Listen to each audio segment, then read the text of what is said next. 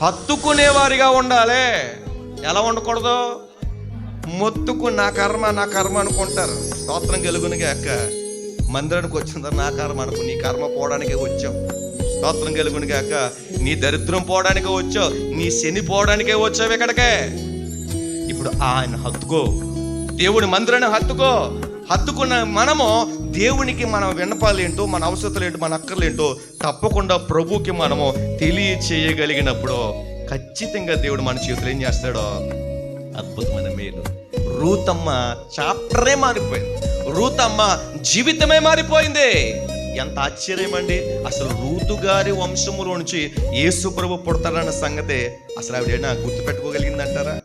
కానీ దేవుడు ఏ యోగ్యత లేని, అర్హత లేనటువంటి ఆమెకు దేవుడు ఒక అద్భుతమైన అవకాశాన్ని కలగజేశాడు.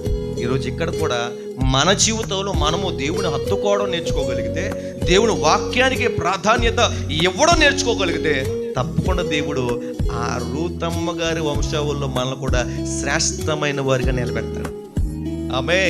ఆమె పొందినటువంటి ఆశీర్వాదాన్ని మన జీవితంలో మనం కూడా పొందుకునేటువంటి భాగ్యాన్ని ప్రభువు మనకు అనుగ్రహిస్తూ ఉంటాడు. ఆమేన్.